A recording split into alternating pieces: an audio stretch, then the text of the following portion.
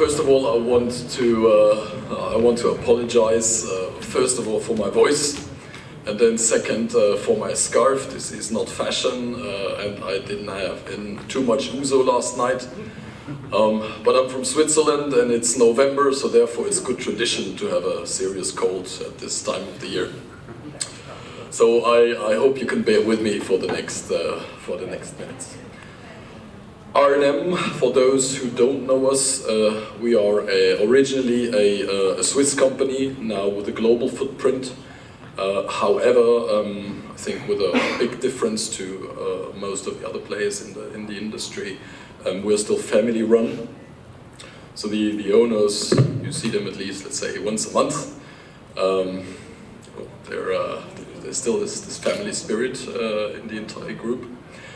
And one of the major drivers of our growth in the last, let's say, 8 years has been, of course, the data center industry. I'm heading that segment for R&M globally, and that's one of the reasons why I'm here today talking about total network visibility in modern data centers. Yes.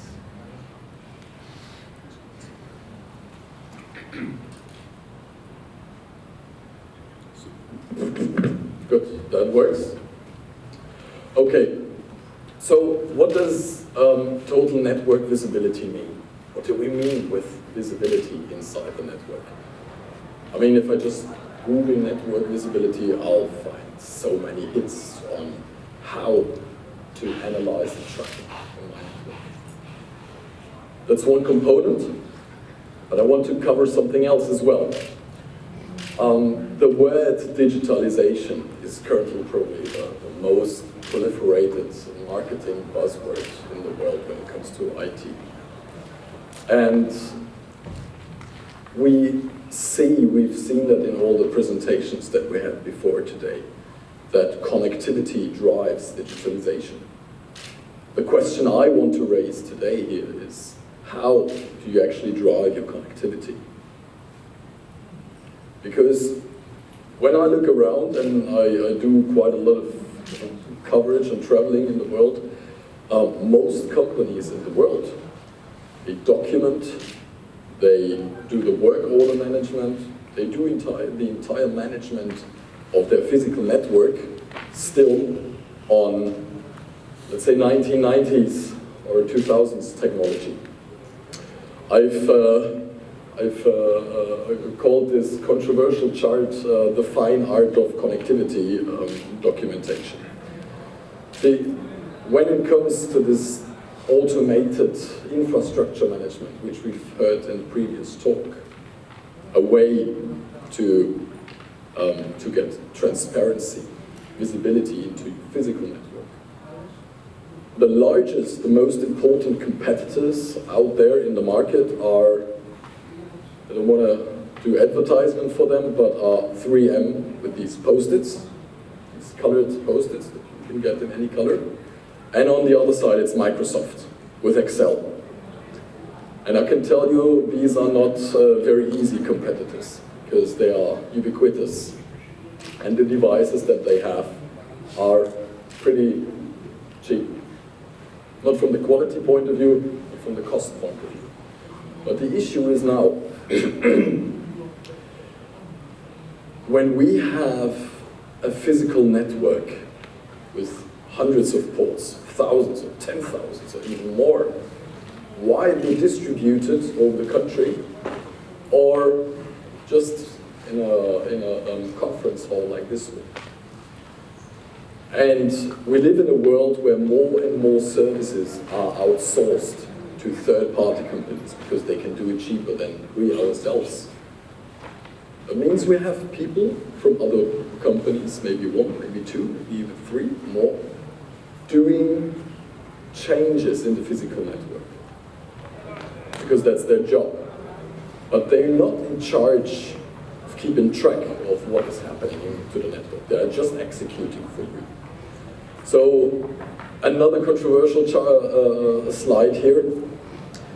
What may happen if you're in that situation, that you're in a totally manual way of documenting your physical network? is that you end up like this in the emergency case.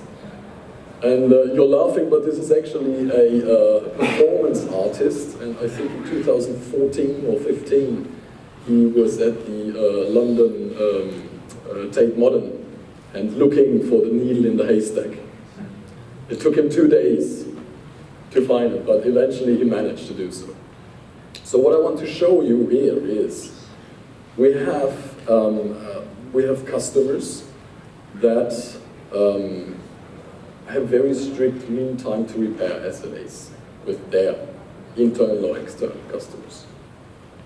And as soon as you are in the logical world, you're in a situation, if there is a technical issue, you just open some piece of software at your desk, maybe you grab another coffee before, and you can identify the problem. And in many cases, you can even solve the problem from your desktop. That's what I indicate here on the left side. But who identifies with the people on the right side? Hands up? Nobody? Then I might be in the wrong conference here for layer one. The people here on the right side are actually the ones who work with physical things, with cables, with cable drums, with patch bands, with even physical servers and physical switches. As soon as there is a problem, a physical problem, you cannot just open your laptop, grab another coffee before, and then solve the problem after you've pinpointed it. You have to get up and walk and look for it. Often you have to look long for it, like the gentleman in front of the haystack. Why is that so? We have seen in the industry over the last couple of years a more or less wide adoption of data center infrastructure management systems. And the picture, as you see it here, excuse me. The picture, as you see it here, is basically a 3D representation of your data center. This is how it looks like. It's very nice, isn't it? But server deployment is difficult, is complex when it comes to bringing the server actually in such an environment into a rack space and then connecting it to the network, getting it running within the time frame that the people on the application side basically give you. And the problem that you have is this might be the representation of your data center, and all looks clean and nice and fancy, and you're like decoupled from reality. Because once you stand up and go into the IT room, what you find is something that looks more like this. So that's the usual way your DSIM model translates into reality. So once I have to find a way of documenting this mess, and it's a normal state, all the pictures that you see, that I can show you, that the other companies show you, this is all marketing. This is all installations on day one. If we come back one year later, or maybe half a year later, things will look like this. This is just a normal way of things. So we have to be realistic with that. But how can I take care, be in ownership and control of the documentation of such a network? We've heard it before. The solution is a so-called subsegment of data center infrastructure management, and it's called automated infrastructure management.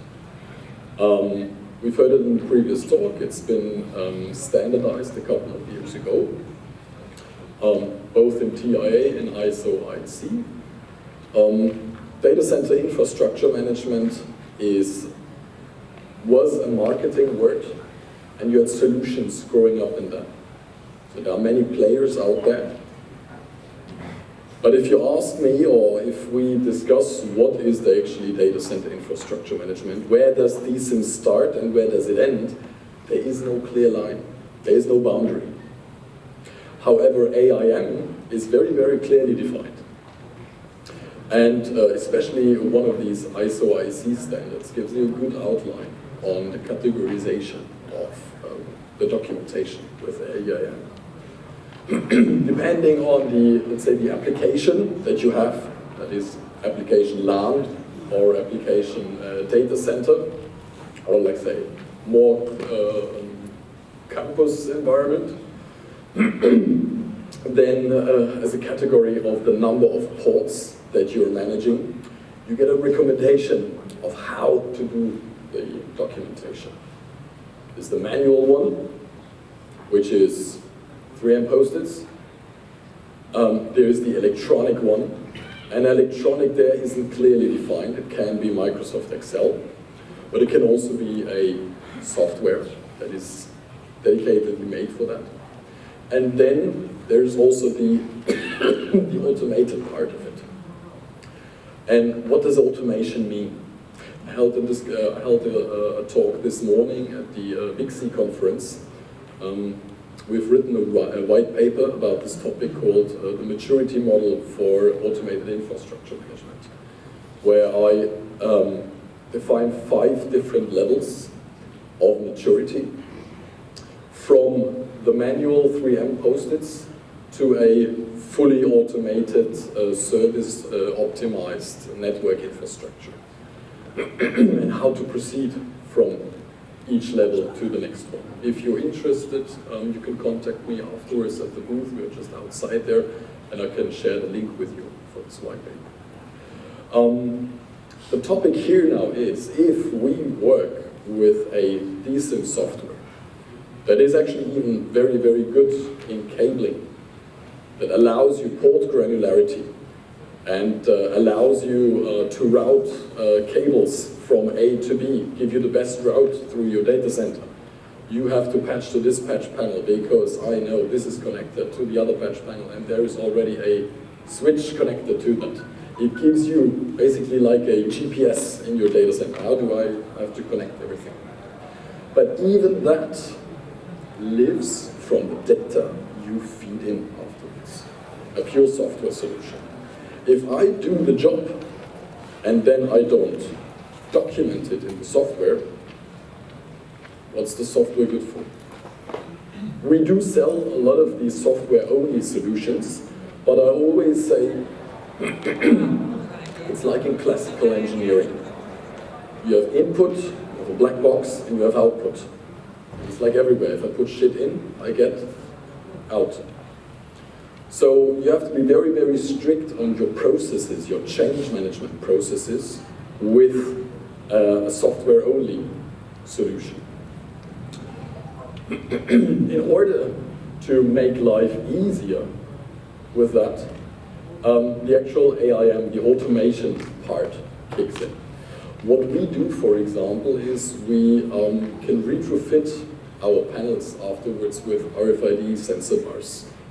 All the connectors that carry RFID tags. And as soon as you plug in a cable, a patch cord connector, into a panel, the ID of that connector will automatically be recognized and then sent to the central database. And whatever you do is then updated in the software in real time. And it actually even works the other way around. Let's say you, as the network administrator, you want that a new server is installed somewhere.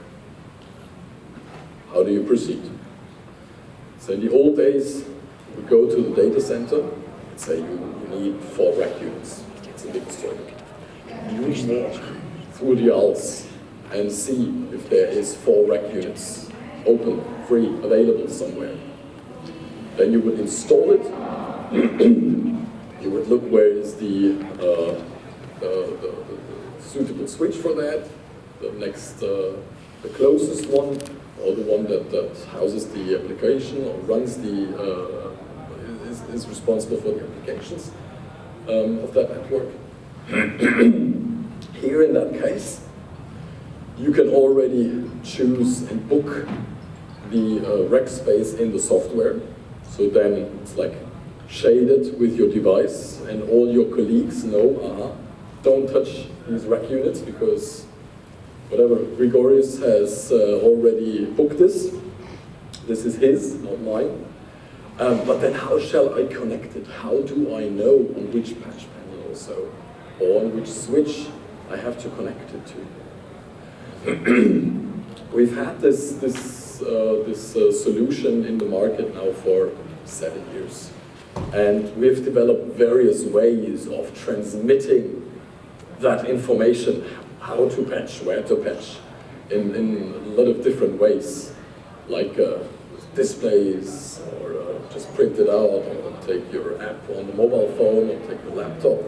But the simplest form is using these LEDs. Does that have a pointer here? No. You should be able to see these LEDs. They are in this photo, they are all on. So what we do is when you, as the administrator, you create a change and then say, connect this server to this patch panel port. What happens in reality is that this patch panel port, the LED will illuminate, indicating the operator that he has to patch in the patch cord into this very port. When he's done it correctly, the light goes off. If he maybe had too much ouzo in the previous night and misses the port, that port, the wrong one, the one you have not authorized, will start blinking, and the other one is still on, until the problem has been resolved and he's done it correctly. And everything that that person does, you as the admin have a log of the time and even the individual product, so you know exactly which patch cord has been connected to which port. And this is all done via these RFID sensors.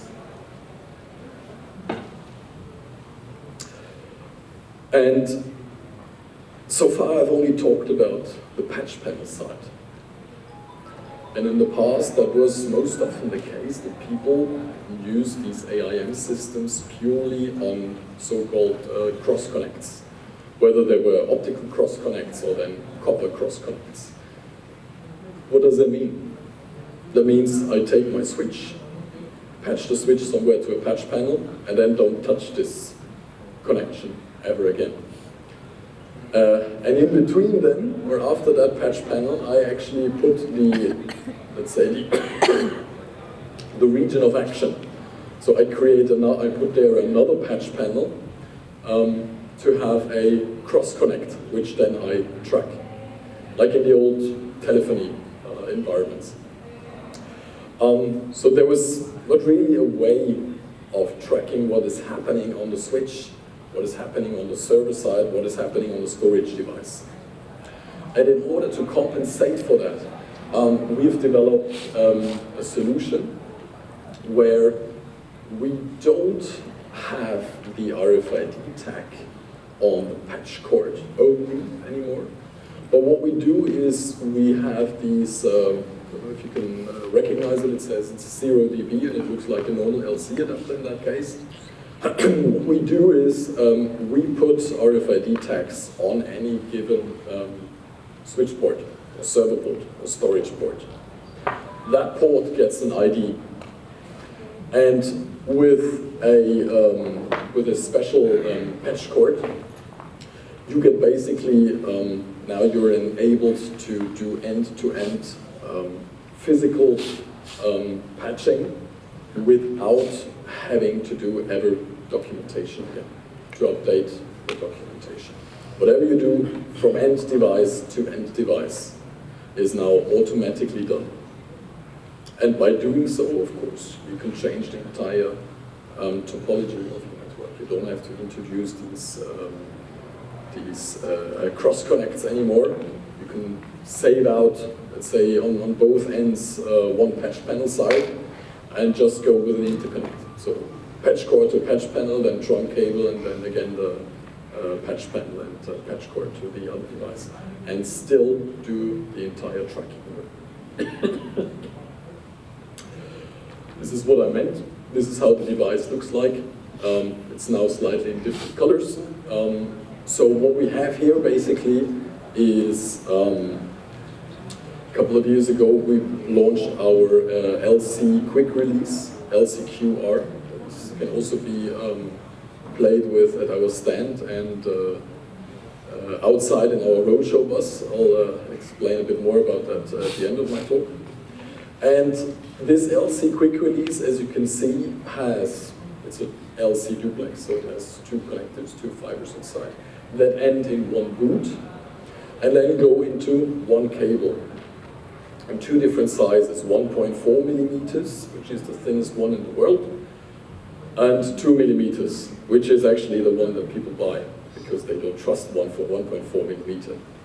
It's just a gut thing. It works perfectly fine. Then you see there is a second cable. What is in that second cable? In that second cable we have a copper wire inside that is basically connecting ICs on both ends. And there on these ICs we have the sensors, or the RFID antennas. So the way we work is we take the intelligence from our panel and then extend it via this cable to the port on the server. And then this is the way we can then guarantee automated end-to-end documentation. One way, to give you an example of what that means in reality, not too far away from Athens lies Istanbul or Constantinople, and we were providing or are still providing there the network infrastructure for the entire airport. It is currently still the largest airport in the world. I think Beijing, which will open soon, will be slightly larger. But in the end, it doesn't really matter here. What matters is just the sheer numbers. You see, we're talking here about 76.5 square kilometers of area. The airport is laid out for 200 million passengers a year. It's stunning. I always fly via Zurich. I think Zurich has 6. So it's a completely new category. We have there 4,500 kilometers of fiber and 1,600 kilometers of copper and 1,600 kilometers of fiber. And alone the copper ports actually exceed 90,000. And the situation for the CIO of this company is this. He has 3 customers. He's got the government, he's got all the shops in the mall, and of course he's got the airlines.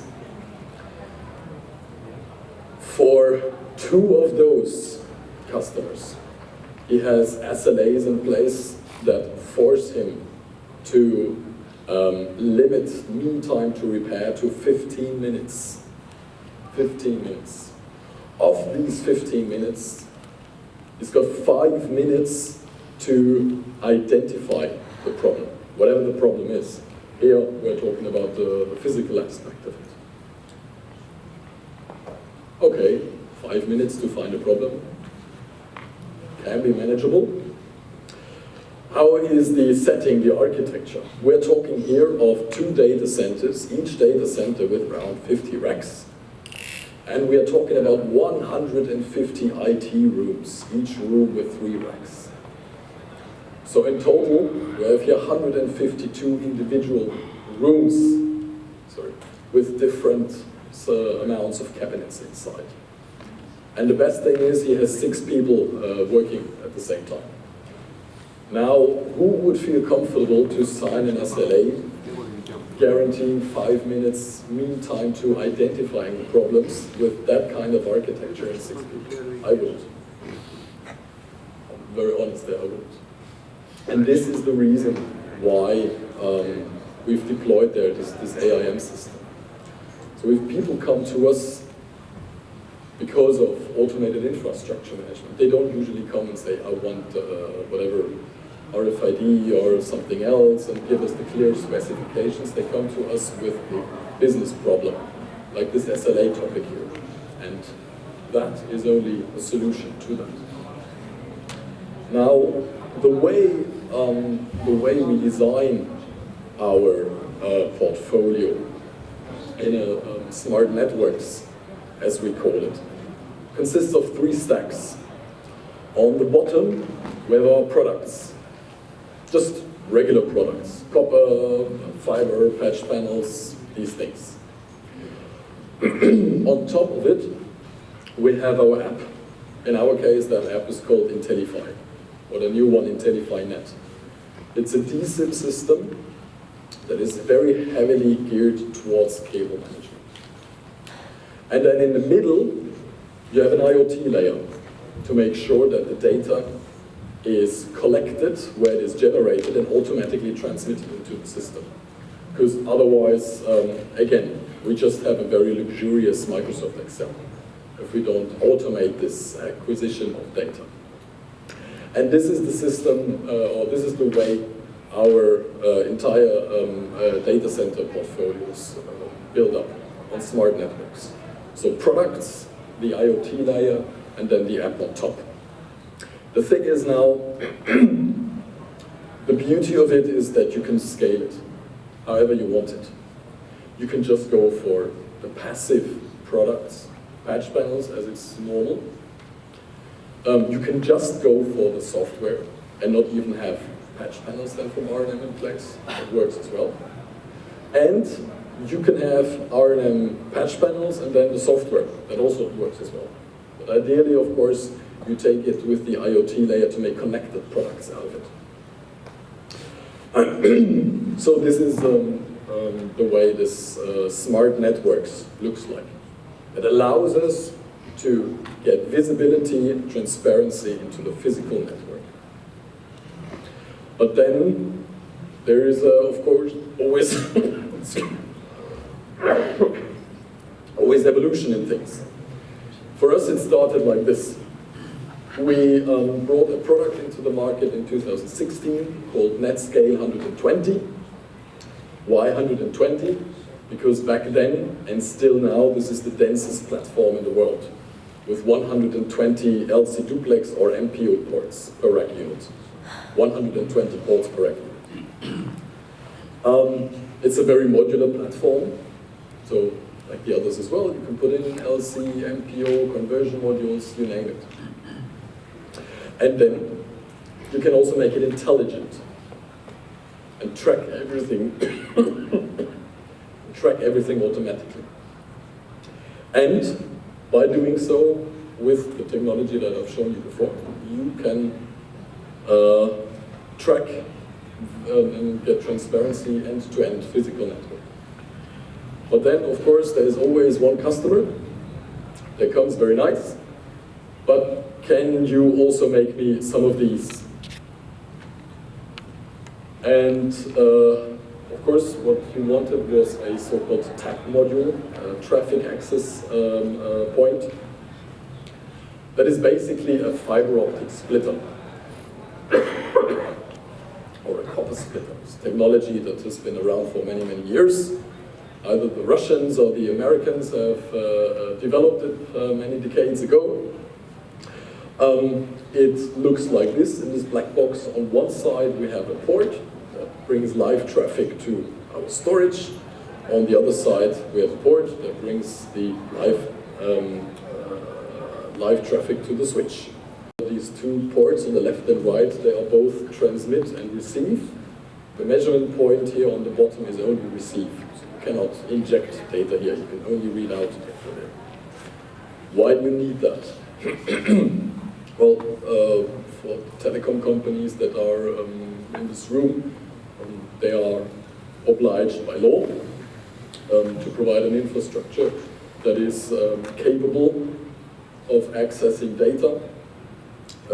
All calls that we do, everything needs to be stored out of EU regulation, and for that you need something like that.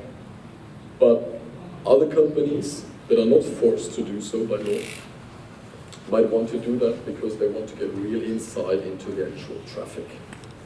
There is an issue every Monday morning. Email is incredibly slow, and I don't know what's going on. Well, this happens every now and then in companies when, for example, SAP is doing a weekly major backup of the database. So this is an example that I know because we had such a case. And people only found out once they started looking into the traffic of their network. Where does the workload go and why?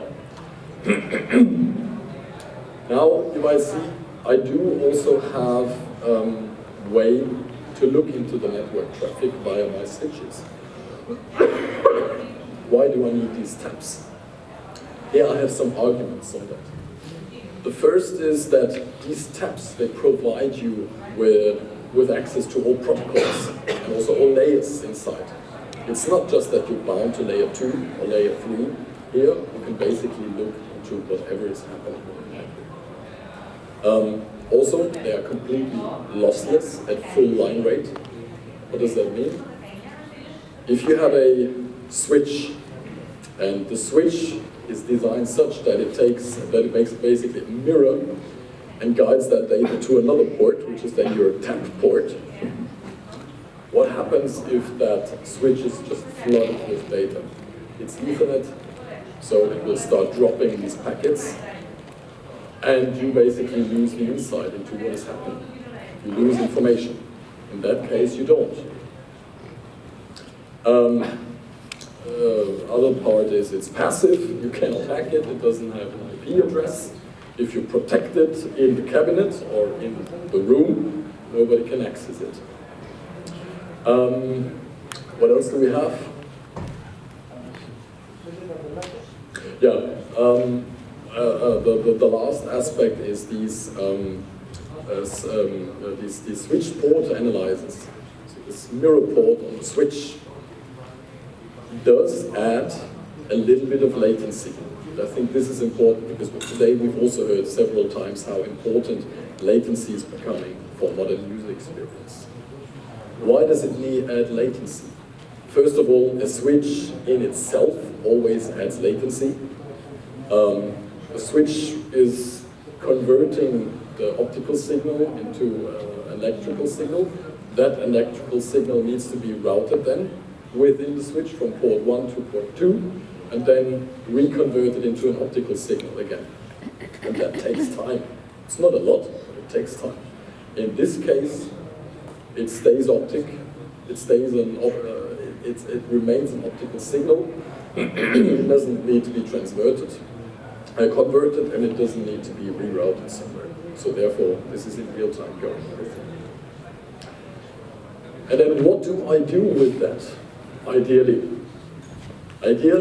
this is of course also scalable. People that want to go for the minimalistic solution, of course, put these tabs as high as possible to the network hierarchy.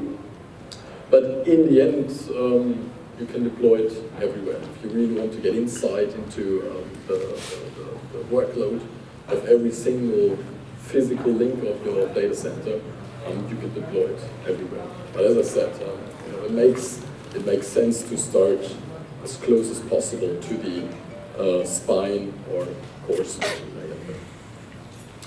So what have we heard in the last minutes? I was referring to smart networks, which is R&M's 3-stack architecture for our products. Just the mere panels, the IoT layer on top of it, and then the app to manage everything. And we've heard a lot about AIM, automating the way we acquire data, what is connected to what. And we can even go to outlets in your whatever conference hall, if you will. In that way, we get an end-to-end view of the physical network. And on top of that, we can also provide devices that can give you access into the data flow of the network. so you know exactly what is going where and why. That brings me to the end of my talk. What I would like to do now is to invite you, if you're interested and have time, outside of the conference hall. If you leave the building, go to the left, there is like an R&M flag, because we are here with our roadshow bus, where we have basically all the solutions that I was just explaining, also there to touch and play around with it. So it's a black bus. Feel free to drop in. We are there, and we are very happy to answer your questions. Thank you very much.